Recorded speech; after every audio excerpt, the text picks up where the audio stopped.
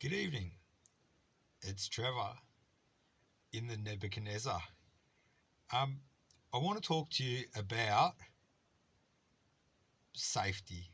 So you've got personal security, which you may know as PERSEC, and we're going to talk about some of the things that people look at in terms of defensibility. And so that comes down to basically keyholes and kill zones. It's a pretty hardcore subject. Americans are right into this. Um, we're not really into it, to be honest with you, in Australia. However, keyholes is a very interesting part to look at. So, a keyhole would be basically a hunting blind or a hide, which you may not know what they are.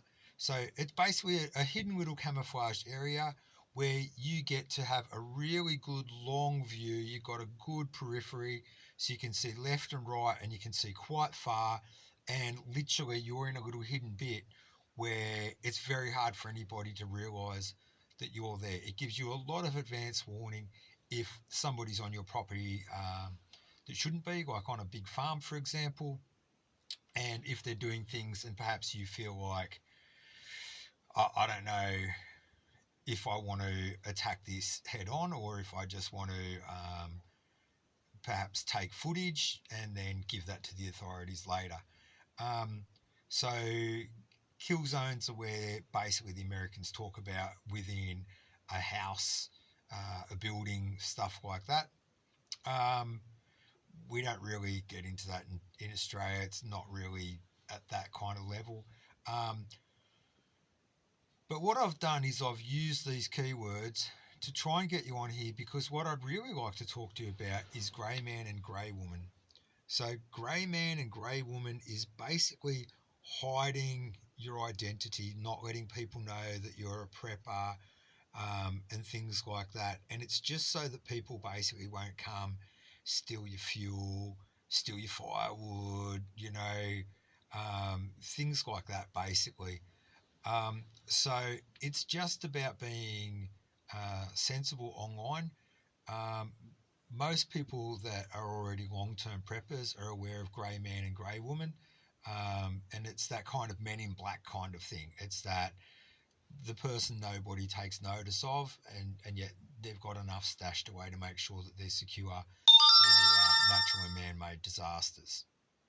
So that's really where it's at. I've got a couple of mates that laugh whenever I say it, and it's true. Like, unless you're like somebody like me who's been all over the news and all that sort of stuff before, trying to encourage people to prepare for natural and man-made disasters. Like, we've got bushfires just down the road that have just been going crazy. And then the last 2 years, there's been bushfires like only kilometres, and I mean little kilometres down the road, with hot sticks landing like just up the road of Kay, my friend's farm, which is big twigs on fire. Um, so it's really at that point where it just makes sense to prepare for whatever you envisage your circumstance to be, which would be different if you're in a skyrise building or something like that. You might look at, okay, can I get a ladder that goes an over balcony ladder, right? That might mean that if your floor's on fire, you can get down to the next level, perhaps, and maybe you can access a stairway from there. It means things like having a fire extinguisher.